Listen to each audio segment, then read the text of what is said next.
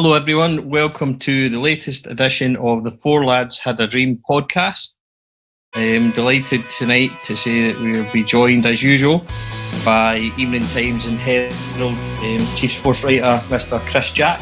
Chris, how are you? Hi Stevie, all good, thanks. We're also joined tonight by former Rangers left back Mr. Stephen Smith, winner of 3 league titles, 1 League Cup and also Scottish League One. Stephen, how are you tonight, mate? Perfect, thank you. Glad to be here. And also, for a first for 4LadsHadADream podcast, we are joined tonight by ladies footballer, 5 years at Rangers. She had 2 years in America. She's now at Durham. Kathryn Hill, how are you tonight, Kathryn? I'm good, thanks. Happy to be on. Okay, so everybody's here. We're all raring to go. We're going to start with Chris. Chris is currently out in Portugal. He is covering Rangers training camp out there. Chris, how is Portugal? How's the training camp? What is it?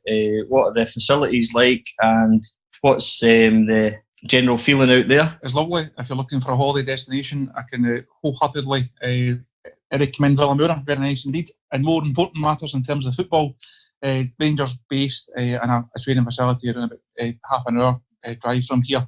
And as Steven Gerrard said the other day there, we went up and met him, you really can't ask for much more in terms of facilities.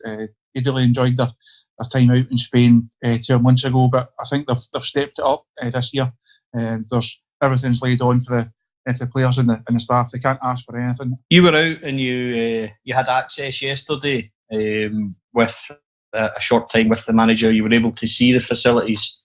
What is Steven Gerrard's view of the signings and preparation for the season? He's understandably, I think, quietly content with the job that Rangers have done so far in the transfer market to get 6, potentially 7 signings, depending when Joe Rebo gets confirmed and announced.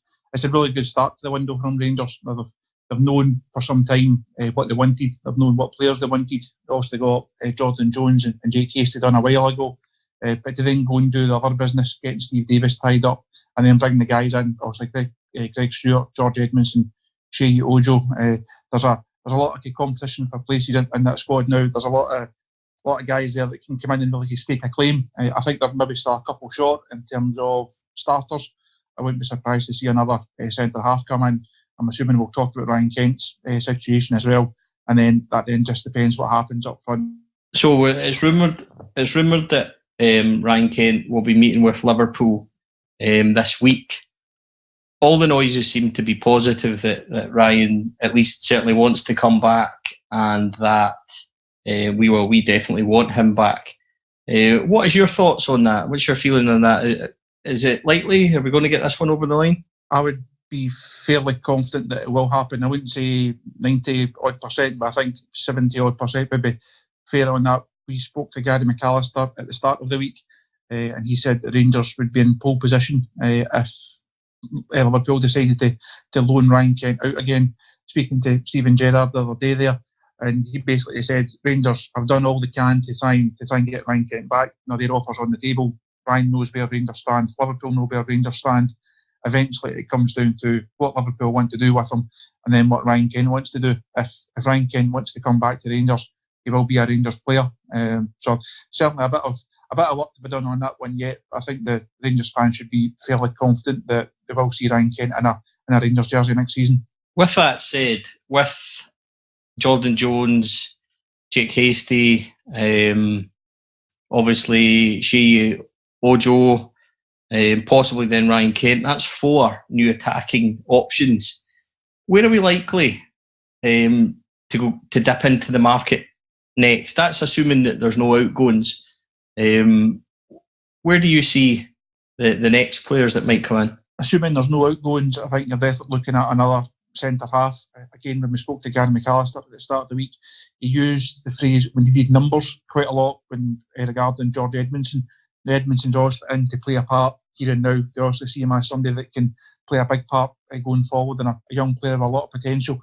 But they were short of bodies at centre half. They carried 4 last year, so that it leaves them 1 short after Worrell and Gareth McAuley leaving. So I wouldn't be surprised if you see a more established, a more experienced centre half coming in.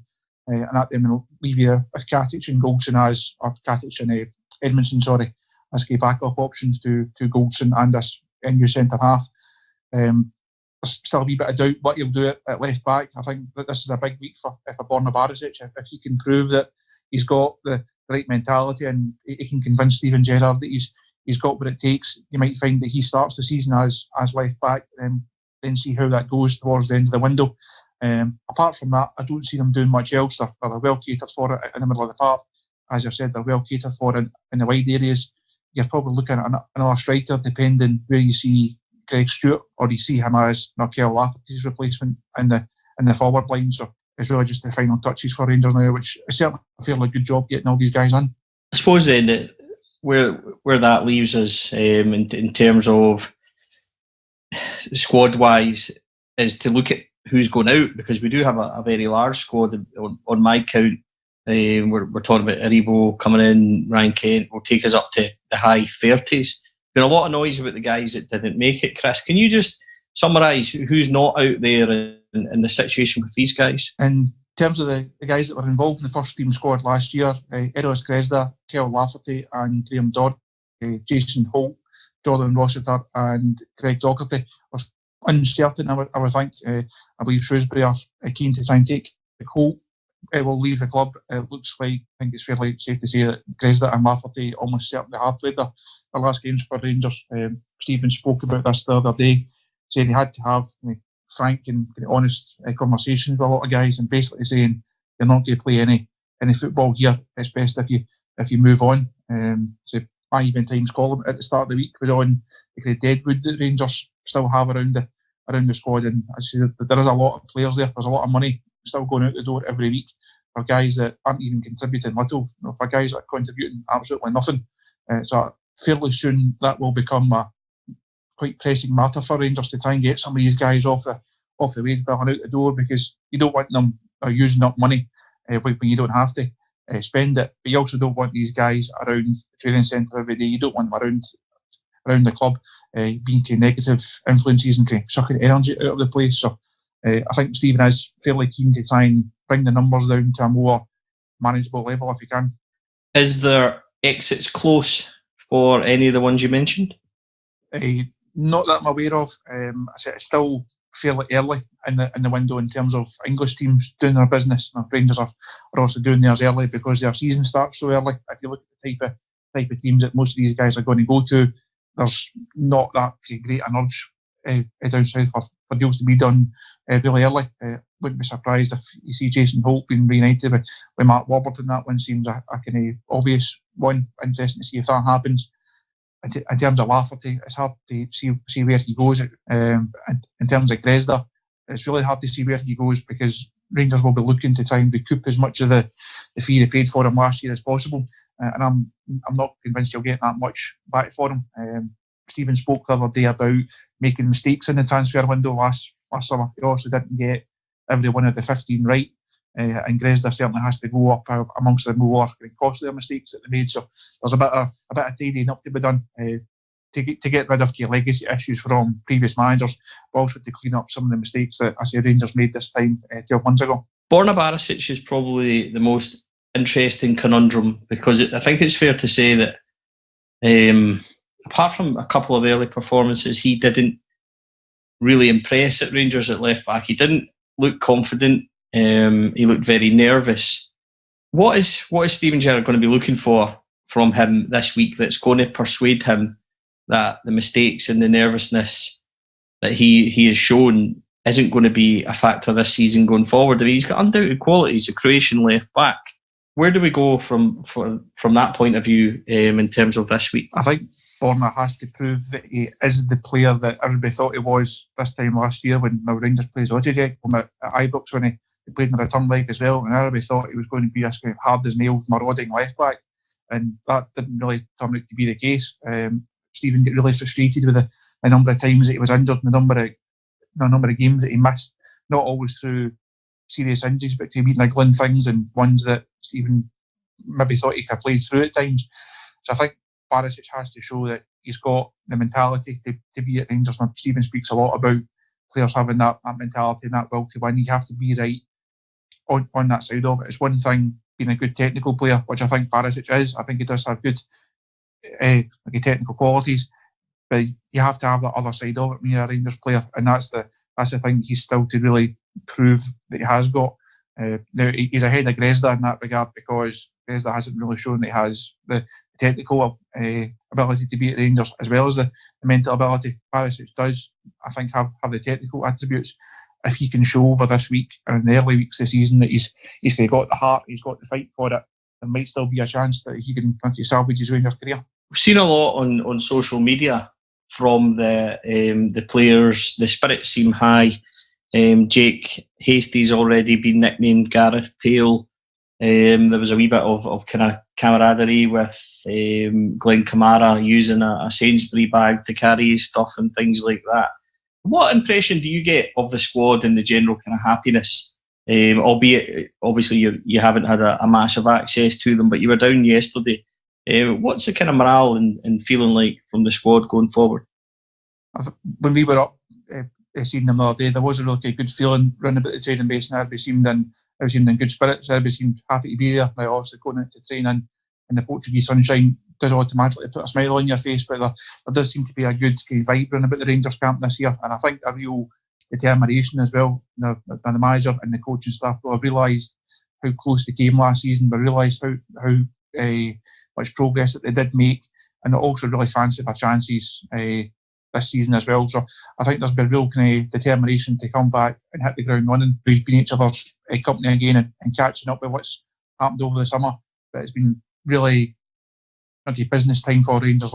It's not been a kind of laugh and a joke and let's spend a couple of days getting back up to speed from the first day that Stephen's had them back in. You can see that in the training sessions over here as well.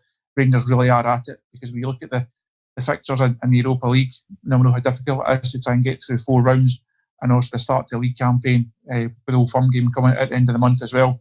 Rangers need to start well, so Stephen's really had them at it from day one, which is only a big good sign for Rangers. Chris, just before we let you go, because obviously you've taken your time out and you're out in Portugal at the moment, before we go, the European fixtures have come out now. I don't want to say rather naively, because there's not a lot we know about the kind of possible opponents in round 1 and 2. Obviously, if it turns out to be progress, we've got a point to settle there.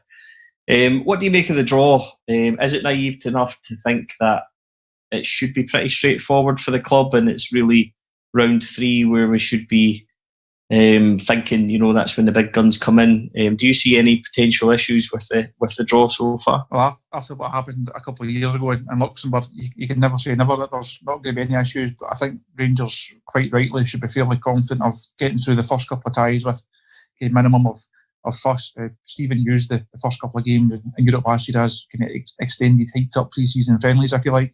We've also got more pre-season games lined up this year than they did do last year, so it should be that wee bit sharper and that bit fitter going into those games. So you'd imagine Rangers take care of the first couple of ties, no matter who they end up being against. You would think they get through those couple of ties fairly comfortably. You then get to the third round. It's obviously Maribor last year, that really tricky tie for them.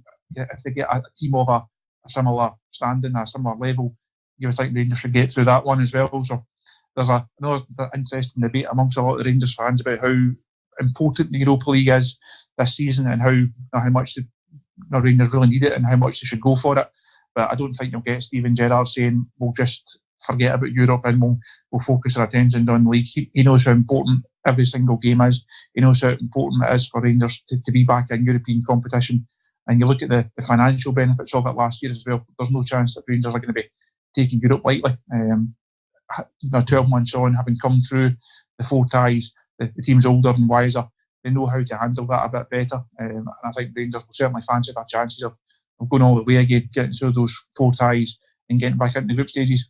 Well, that's fairly positive. I think that obviously we've looked at the potential round 3 opponents, and it could be a massive team we get. But I do think that Rangers are more settled going into the season. I think we've got more firepower, and I think things are more positive. Seems like a good way to end it here. Chris, you've got plans this evening to head for a few beers, so out there and enjoy that, mate, and we'll hopefully speak to you again soon.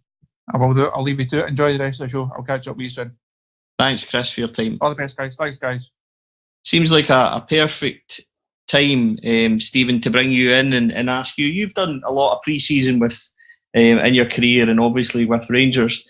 What's your overall thoughts of pre-season? Is it enjoyable for you, or is it a dread of a hard slog? It depends how you look at it. I think there's nowadays it's a lot more sports science based than what it was a few years ago. I think the pre-seasons that you used to get can be quite tough, and you were dreading going back that first day. But I think now there's a lot of sports science involved and recovery involved as well. So, but to be fair, the pictures that I've seen so far for the Rangers training camp, they seem to be doing a lot of running, which isn't a bad thing. As I say, they've got games coming up thick and fast, especially European campaigns. So some players dread it, some players like it. As I say, but there's different approaches for different managers, and everybody's got a different way they approach the pre-season. As I say, I probably didn't really enjoy most things about it, but you know, as a player, that to have a successful season, then you have to do it, because that's the priority. That's why you're there. That's the hard work begins then, and you know that if you do a good 3-4 weeks pre-season, then the chance of you getting injured throughout the season are a lot less. So it's a lot to take on board early on, especially the European fixtures, because, as I said, they do come round thick and fast at this stage for Rangers. But it's a good time to be away, and as I say, with the new signings, it's good to have them there as well to meet the new players and stuff and get everyone settled in. So it's a really important time as a player as well, especially for the new guy. Kathryn, I'm going to ask you here. You've done pre-seasons. Obviously, you were 5 years at Rangers. You've done 2 years in America. You're now down at Durham.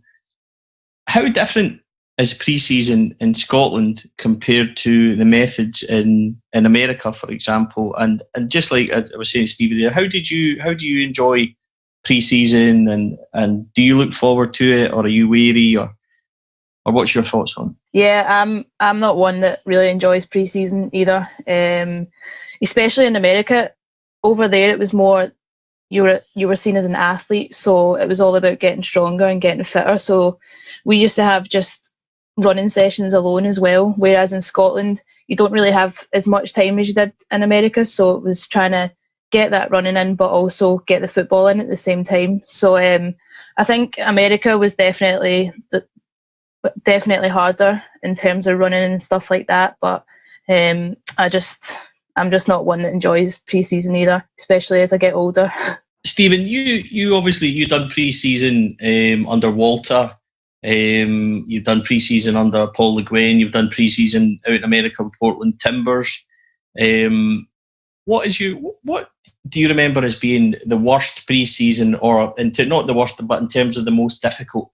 Who was the most pressing kind of coaches that you had in your career? There was one that when Lee Clark, who was also played with Newcastle and stuff, came into Kilmarnock, and his pre-season was really old school. So it was going back to, we went out to Marbella for a week, and it was an absolute nightmare. It was 2 sessions a day, sometimes 3 sessions a day. We were up for a run at 7 o'clock in the morning, and back out training at 10:30, and then back out training in the afternoon again. So that was only 3 years ago. So even though that we say football's changed again with the sports scientists and the physios and the masseurs and the nutritionists as well, there is still managers out there that like to take it back to the old school, and sometimes it's not a bad thing. I think managers, when they do that type of running, they do those type of sessions, they see it more as character building rather than they're just running you for the sake of running because it's pre-season. They see it as a test of character, and they run you, and you don't want the first player to drop out. That's the test, and that's the building of the characters in the squad, that you want to see who sticks with it. And as I say, that's probably because it was more recent as well, that just sticks in my memory. Kathryn, moving away from the kind of training and pre-season and things, how happy have you been with Rangers business so far in the transfer market? Really pleased. I think it's looking like an exciting season. Hopefully, if we can get, as we were talking about earlier, Ryan Kent in, and then obviously Joe Aribo over the next couple of days, then I think the squad's looking really strong.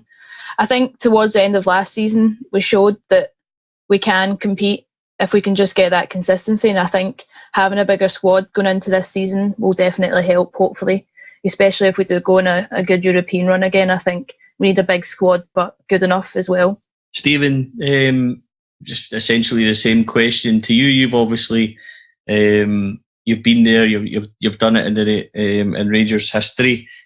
What do you make so far of our business? and what kind of effect do you think these guys are going to have in the team? I think it's good business so far, and I think the key for Rangers in this window is doing the business early. I think it shows that the club's been planning and they've been ready. I think you've got to give a lot of credit to Mark Allen as well, and the board who've actually backed the manager, and he's brought in potentially 7 players if Aribo gets done in the next day or two. So I think there's a lot of hard work, but it shows that there's a plan there, which is good. As I say, you've got Jordan Jones in the free nice and early, Steve Davis, you get Greg Stewart done quite early as well, hasty. So I think the players that you paid the fees for, or potential fees for, Edmondson and Aribo, I think they're the right types of players that you should be going for and should be paying money. They're young, they're hungry, they're ambitious, and again, not just a football point of view, if you've got a business point of view, they've got potential sell-on value as well. So I think the players that they've paid money for, I think it's been the right ones. And again, time will tell, obviously, with the performances on the pitch, but so far it looks like there's a lot of planning involved and a lot of hard work behind the scenes, which sometimes people don't see. Kathryn, out of all the guys that have come in, have you got a favourite you're looking forward to seeing? Probably Joe Aribo, just because he's obviously, well, we've not got him yet, but hopefully if we do, I think just obviously because he's had that Premier League interest as well. And I think Jordan Jones, obviously we've seen quite a bit of him last year, and I think there was games where he was quiet and there was games where he really stuck out. So I think if he can get going under Gerrard, then I think he could definitely be an exciting one as well. And Stephen, what about yourself? Is there anyone that sticks out in your mind that you're really looking forward to seeing? I think Aribo will be the one that everybody's talking about. Again, just as Kathryn said, about the interest and the age he's at and the profile he's actually got for somebody that's maybe only played 60, 70, 80 games. So I think the interest in him for the clubs that people have been mentioning shows that he's had a really good season. I think he scored 10 goals in midfield for Charlton as well. So again, that's something that fans like to see. They like to see goal scoring midfield players. I think he would be the one, along with Jones, who obviously I know because I played with him at Kilmarnock, and I would love to see him do well. I think they're the two that I'm most interested in, and I think could have a big impact. It's probably a good question for yourself, Stephen, because just touching on something that we spoke about before, you're obviously made your career on the left side of Rangers team. You were left back and then some spells in left midfield, as we'll talk about. What do you think about Borna Barisic, and how highly do you rate him? I find him interesting, and it's a word I use because I obviously seen a lot of him last year. I was covering the games for Rangers TV, and he's someone that he's got all the attributes to be a really, really good left back, or appears to have the attributes. He's tall, he's quick, he's got great delivery, he's got a good left foot. He's showed in some games he's good defensively as well. So I think all the attributes are there, but again, it's no good having all the attributes if you don't have the character and the mentality. They're probably two of the biggest things that you have to have while you're playing for Rangers. So while he's got all the attributes, and I do think he can be a success, I think this is a massive period for him in his Rangers career, because it's a period where the manager's going to be looking at him to see if he's got that character and that mentality to succeed. Kathryn, we're going to look at your career.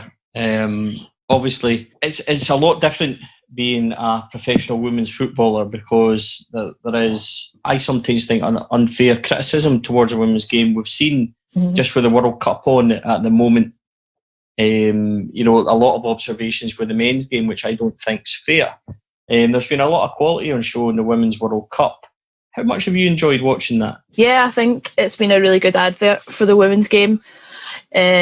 Even the Euros a couple of years ago, there wasn't as much coverage of it, but the BBC have obviously managed to show all the games on either BBC One, or you can get them on iPlayer, which is great. And I think because it's in the summer where there's not men's games on, I think people who probably wouldn't normally watch women's football are just watching it for football just because it's on. And I think people have been surprised at the level, and I think they've put out a really good advert for the game, and it's only going to be a positive impact going forward.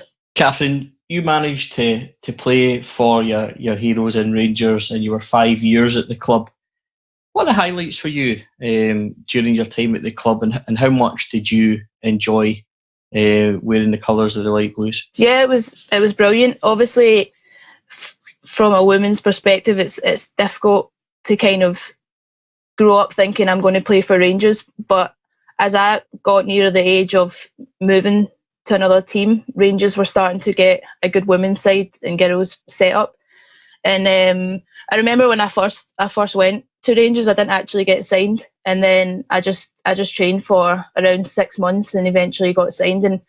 And it was just kind of after that, just really took off and just really enjoyed it. It's just the same. I mean, scoring against Celtic and all that sort of stuff, even though it's the women's game, it still means as much to you as a Rangers player. You made your career as a versatile fullback and a midfielder. What is the highlight of your Rangers career? I think we didn't win anything, which is disappointing when I was at Rangers. But I think when Angie Hind was our manager, she came in and really turned the women's side around. And we finished second that season behind Glasgow City, who were obviously miles ahead of everyone else at that point. So I think finishing second, it was a really good season for us. I think we finished fourth or fifth the year before. So we really had a positive season that year. But it's obviously not winning the league, so it's not as good. But I think that was a really good season just for Rangers women's team to get kind of out there. Your favourite goal during your time with Rangers? I scored a really good goal, which is not like myself, from outside the box against Celtic at Lennoxtown as well. So that one always sticks in the memory. You then went out to America.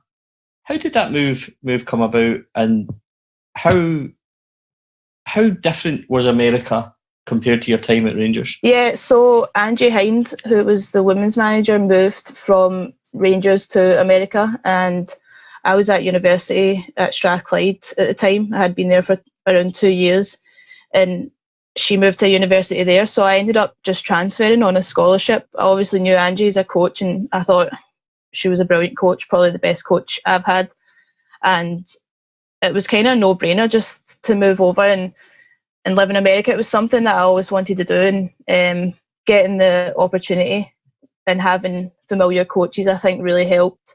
But it was definitely different over there. I think, as I said before, all the Americans are athletes.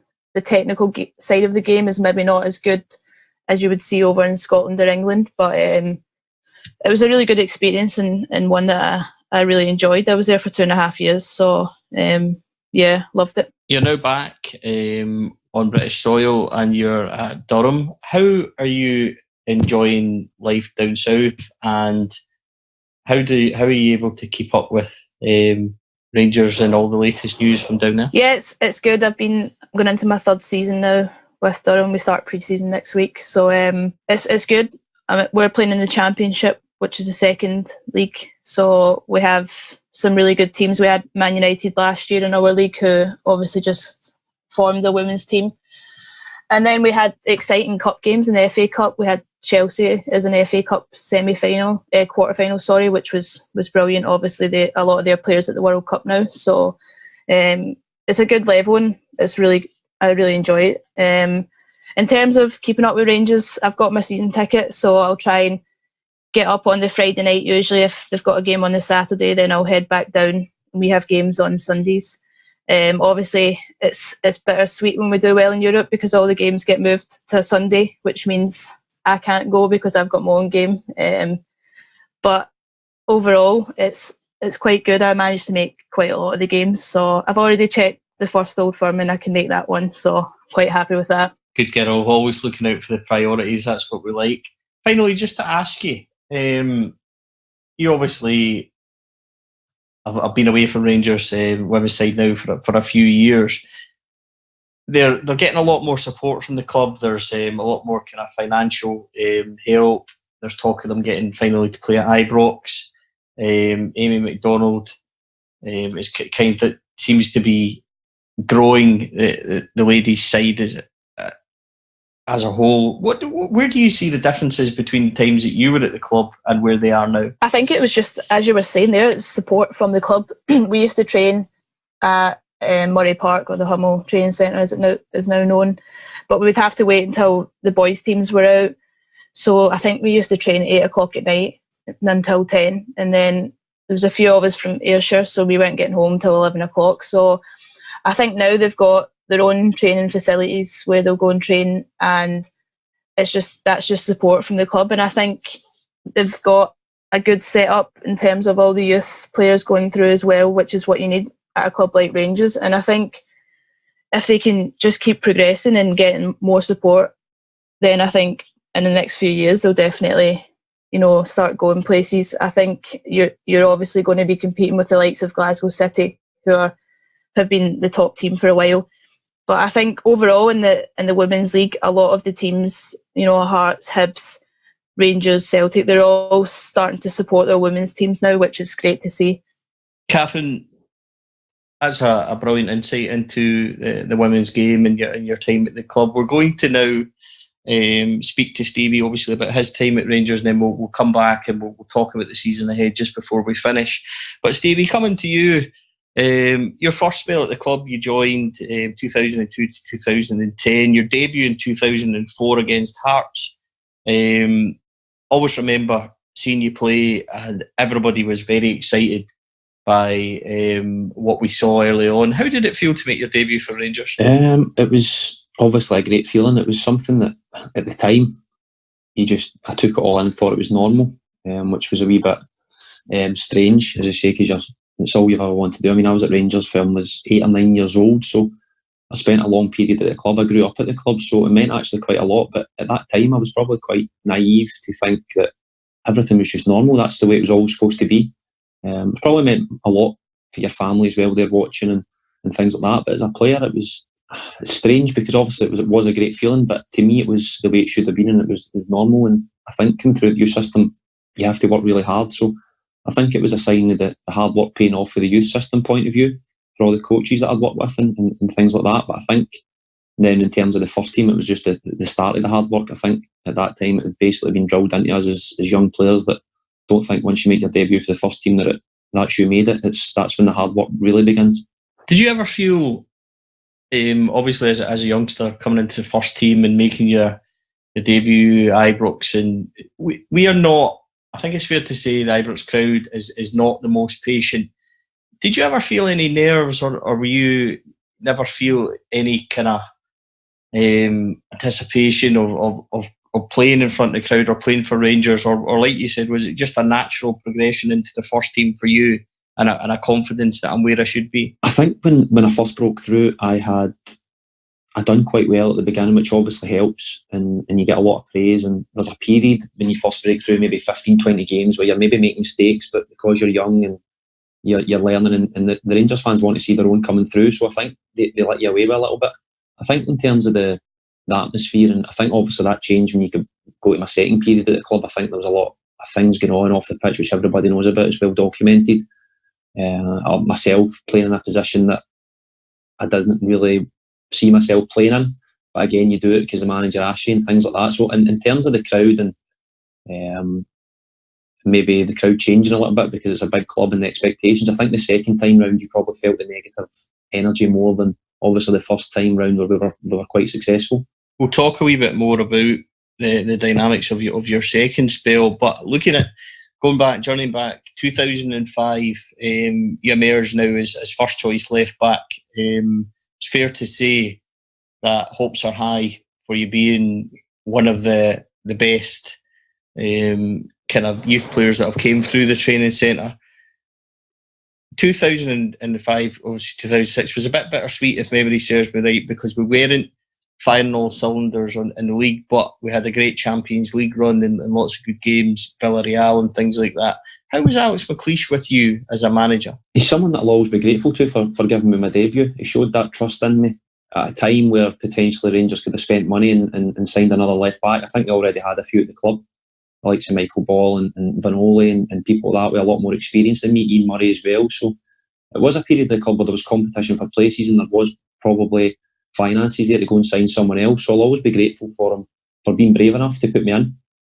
And I think that the day I made my debut, I probably wasn't ready physically in terms of size and physicality to play in the league, but he still showed that trust and that bravery to put me on that day at half time. So that's something I'll always be grateful for. Alex McLeish brings his time at the club to an end, and there's a huge optimism with the arrival of Paul Le Guen. You sign another new contract, everything's looking good. First choice left back, Rangers start well under Le Guin, arguably do very well in Europe. Before we talk a wee bit more about what eventually happened with Paul Le Guin, what was Paul Le Guin like with you as a coach, method-wise, and how did you enjoy working under him? I think if you asked, I've said this before, I think publicly, I think if you asked the majority of players at that time, they would have a different story to tell. My story was probably different as I was a young player. I think when he first got announced as a manager, there was probably nerves there that, again, he's a big name manager. He'd done a really good job at Lyon, and he was coming into a club where, again, he could potentially go and spend money and replace you. But I think he'd done an interview, I think it was Rangers TV, before the players actually started back, and he mentioned the youth system and he mentioned the young players at the time who we had, and that gave me a wee bit more confidence because I actually thought, at least he knows who I am. That was my thought process at the time. And then also when he gets the job and he comes in, he was always good to me. He was always trying to coach me. Again, if you ask the more experienced players, there were certain things that probably went on that shouldn't have. But their opinions would be different to mine. As I said, I don't know what happened in these meetings. And again, I was playing at the time. And as a young player at 18, 19, your priority is you just want to play. Because I had obviously my breakthrough season the year before, and you don't want to let that slip away. So again, he was playing me every week, and the results weren't ideal, the performances weren't ideal, and there was obviously all the stuff off the pitch, but it probably had more effect on the senior players and the experienced players rather than someone like me who had just broke into the team, just moved into the first team changing room, and we're still desperate to impress, really. As the season progresses under Paul Le Guin, Rangers are doing well in Europe. Some excellent results. We won out in Italy, I think for the first time ever. There's a good Scottish quartet. Charlie Adams doing really well. Chris Boyd up front, Barry Ferguson. As we then know, things take a turn for the worse, and there's a whole Ferguson gate. There's rumours of kind of the dressing room up in arms. You're a young boy at that point, as you've just said. You weren't kind of primarily involved in anything like that. But what was it like for you? Obviously, the whole Gavin Ray as captain and things like that. It must have been. The dressing room must have been, I don't know the right word to explain this, it couldn't have been an easy place to be in at that point. It certainly wasn't an easy place, but again, when I sit and look back at it now, I've obviously got a lot more thoughts on it than I did at the time, because at the time I was that young. But I think when you look back now, I think when you look at Paul Le Guin in terms of a manager, there were certain situations that he could have dealt with a whole lot better, which everybody knows. I think there was a group of experienced players there that, like you said, Barry Ferguson, who's one of the best players that I've ever played with. You have to deal with these guys in a different way. I'm not saying that you give in to these people and they dictate how you do your job, but there's an element of when it's your best players, you've got to give them a little bit of respect. And as I say, there was things going on at the time that I thought I didn't think too much about, because again, I was young. But now when you look back, there's so many things that not just Paul Le Guin, but I think as a group of players maybe could have done different. But again, that's just the nature of football. And I've said it before as well, I think he was maybe the right manager at the wrong time. I think he had all the right ideas, but it was just really, really difficult for him to get across to that change room at that time.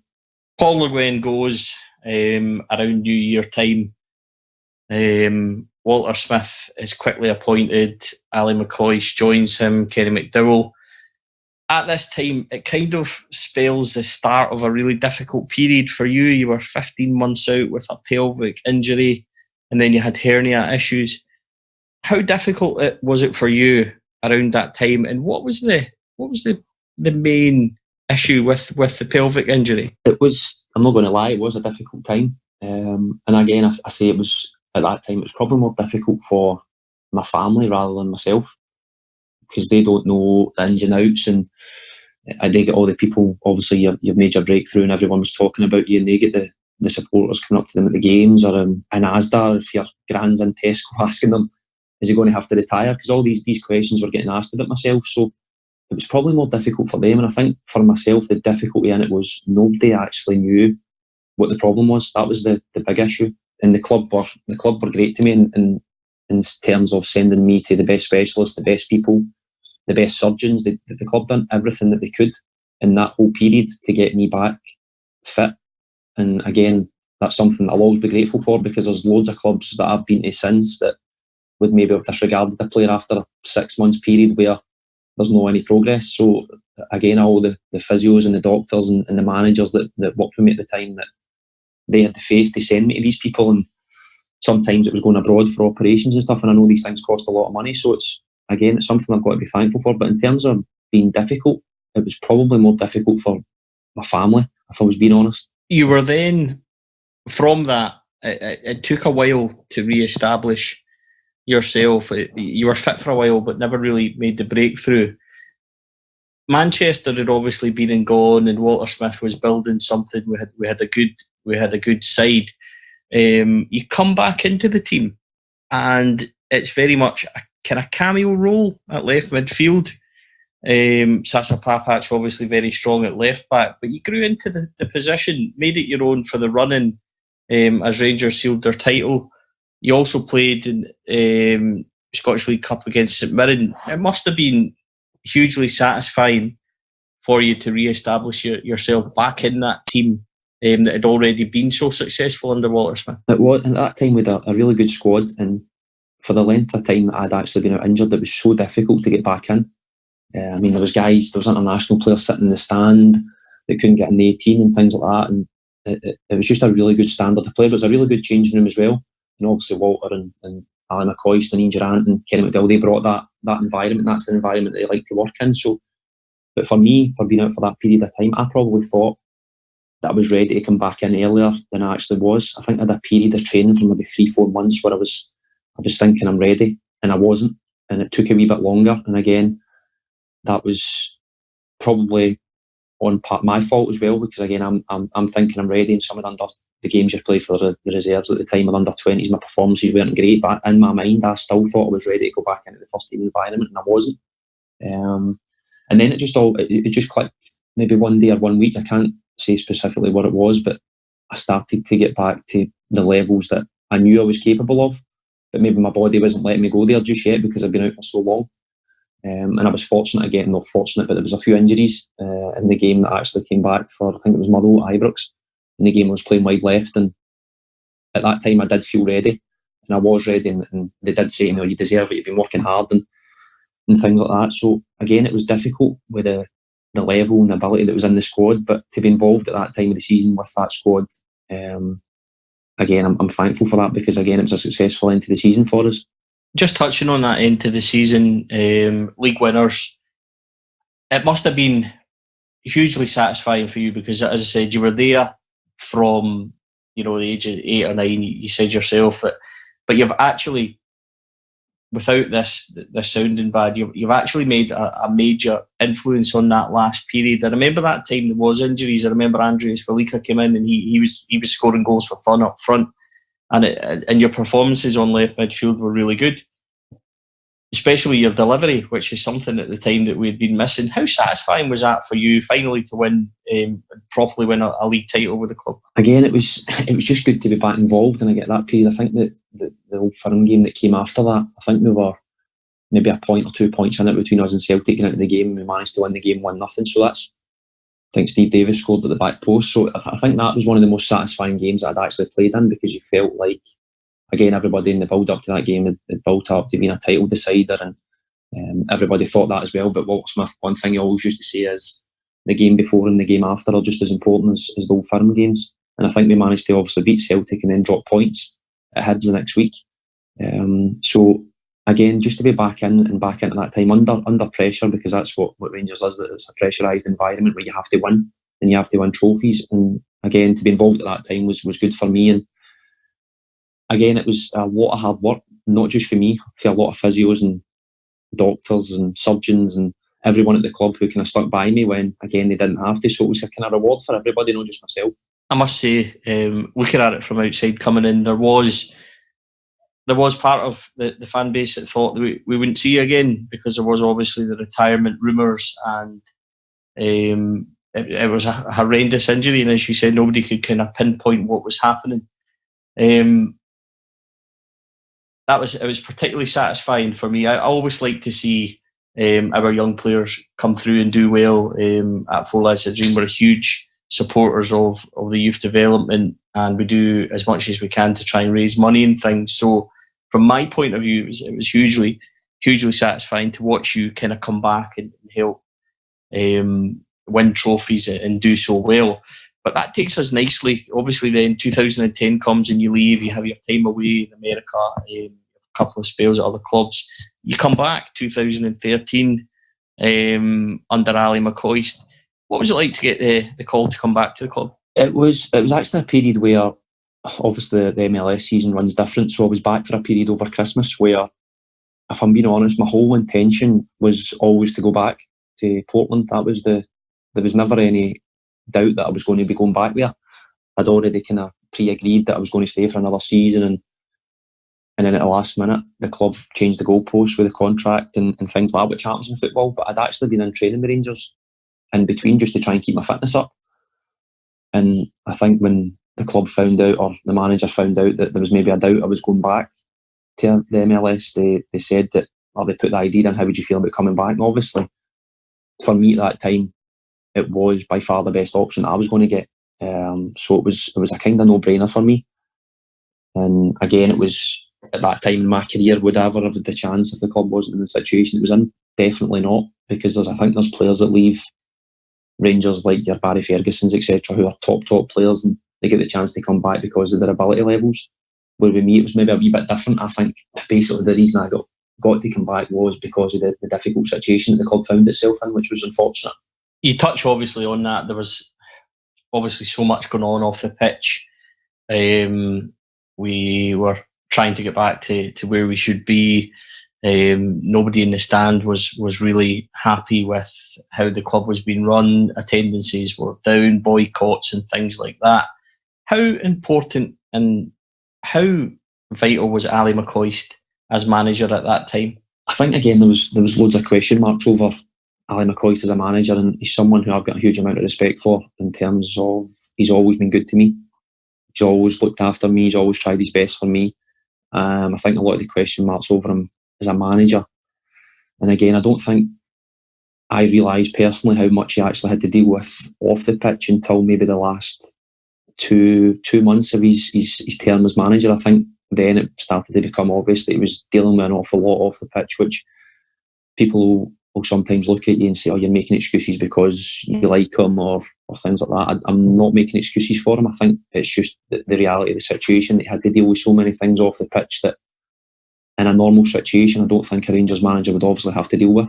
I think for a lot of people, Ali McCoist, he certainly was for me, that's undoubtedly the darkest period I've ever had following Rangers. And I don't think it's unfair to say that Ali McCoist was my one shining light, because I thought to myself, if Coist is still there, then, you know, we can cling on to that at least. And it wasn't, you know, it wasn't great under McCoist all the time, and we can argue about everything, but there was some highs. League One, unbeaten, which is not something that a team does all that much. It's not something that the Rangers fans will really boast or talk about, but we went, obviously every game at that level is difficult, but what was it like for a squad to manage to do that, and how much did you enjoy that part of it? Honestly, I don't think I can say I actually enjoyed it. I thought, not being disrespectful to any of the clubs that were in League One at the time, and it wasn't a time that was really enjoyable as a player at the club, obviously because of the stuff that was going on off the pitch and the amount of negativity that I spoke about. Again, you're going unbeaten in a season, which is at any level people say that's a great achievement, but again, Rangers were in a situation that they should never have been in, and us as a group of players were trying to deal with it the best we can. And again, it's something else I've said publicly. I think the players that we signed at the time, I think we as a group of players let the manager down. I think in terms of when we got to the Championship, I think the players that we signed or the players that we had certainly weren't Rangers quality in terms of the players that we'd seen before, but I think they were certainly good enough to get us out of that Championship. So that for me was a big disappointment, and I don't really think too much of the year that we won League One and we were unbeaten, because to me that was, it might sound again disrespectful, but that was never where I had seen Rangers before, and it's never ever where I wanted Rangers to be, and the performances still weren't great even though we went unbeaten. So it was just a really difficult time to be at the club as a player. That's very honest. I suppose it's, in some ways, it's, you can relate to it because we all felt that in the stand. There was at times a very kind of a poisonous atmosphere. I remember one of the cup games, Scottish Cup against Raith Rovers. You know, there was barely 10,000 there and things like that. So obviously it was a difficult time. Looking back on it though, Stephen, as your career at a whole at Rangers, what would you say was your proudest and best moment? Obviously, everybody says their debut and things like that, which was great. I think the Villarreal game at the time, again, you're young, you're playing the Champions League knockout stages, but you're naive. To me, at that time, I thought this was going to be every year. I thought this is going to be this is normality. This is the way my career's going to go.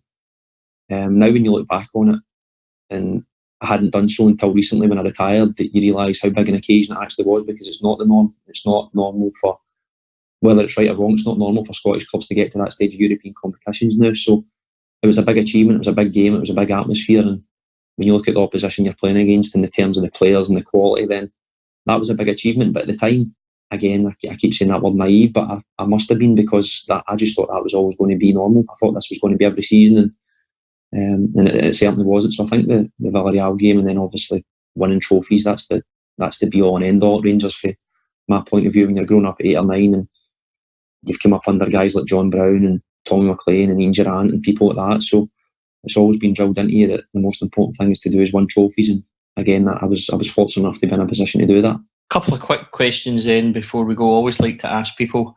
You scored a lot of free kicks, which was something that I never really seen as part of your game, certainly as a youngster. So probably a nice question to ask you. What's your favourite Rangers goal? I think my first one against Dunfermline, which obviously wasn't a free kick. I think I've scored better goals in terms of quality with the likes of the free kicks, but I think just with that being my first one, and I can just remember the feeling when your name gets shouted over the tannoy after you've scored. I was just broken into the team. I was one of the youth players who was come in, and as you said, that's what the fans want to see. They want to see young players doing well. So I think it was actually the feeling after. So when Dunfermline takes centre and your name's over the tannoy you scored, I think it was the reception I got after that is the thing that will always stick with me. I think that was the biggest moment and probably the proudest moment as well. Again, at that point, I don't think the team was actually doing that well, but to get that reception told me at that time that I must have been doing something right. Who was the biggest influence on your career during your time at Rangers? I think obviously everybody, it would be my mum and dad would be the first two, obviously, which everybody would normally say, but I think John Brown was a massive, in my career at that time, had played a massive part, because he grew up in the same area that I grew up in, and I think in terms of his coaching style, I think it was something that I thrived on. And I say this all the time as well. I think coaching's obviously changed now in terms of how you go about it, and people talk about old school coaches and old school managers. And there's probably players that I played with at that time at 16, 17, 18 at Rangers who hated that style of coaching and that style of management. But for me, I thrived on it. He was someone who, if you gave him everything, he gave you everything back. And it was 100% hard work, but something I liked at the time. Obviously, coaching's changed, management's changed, but at that time, for me, I loved playing under him, so he had a massive part to play in my development. And finally, I think it's always interesting to ask this question, but obviously Walter Smith is a legendary figure at Rangers. We think of him as, disciplinarian, doesn't take any nonsense. Were you ever on the end of Walter Smith losing the plot, shall we say, or what was the worst Walter Smith kind of incident you ever saw? I was never on the end of it personally. I did see it, but not to the extent. I think in his younger days as a manager, obviously it was, again, I mentioned that coaching's changed and management's changed. Even I think Walter had changed a lot compared to when he first started out in management. And I think when he came back the second time, he didn't have to say anything. That was the thing. Everybody knew where they stood as a group, and I mentioned we had a really good changing room. We knew the standards that he set, and if we dropped below that, he didn't even have to say anything, because there was a group of players at the time with guys like your Barry Ferguson, David Weers, Dado Puzzles at the end of his career, people like that who would speak as well, and when they speak, you listen. So I think he was fortunate again that he had a good changing room, but I did see him one day, I think it's well done, it was David Weir and Kyle Lafferty at Pittodrie when things weren't going too well, and again, he didn't have to say much because the players handled the changing room as well. And when Walter came in, when everything had calmed down, and he didn't have to raise his voice, it was when he speaks, he'd definitely listen. But everything he said was in a really calm manner, but probably with a wee bit of aggression. But he was never ever the hairdryer treatment that you hear that players used to get 10, 20, 30, 40 years ago. I don't think that style of management lasts nowadays very long. So I think he was more controlled, and But again, you knew he was unhappy just by his face, so he never ever really had to say much. It was just always his face used to tell you the story that you needed to know. Stephen and Kathryn, I would just like to thank you both for a brilliant insight into your time at Rangers. You're both obviously professionals. You've done fantastic at high level, both of you. Before we end the pod, I always think it's interesting to see we've had what I think was a good season last year in terms of, yes, we haven't won anything and that's never good enough, but I think that everybody can see that progress has been made. Season ahead, it has to be silverware.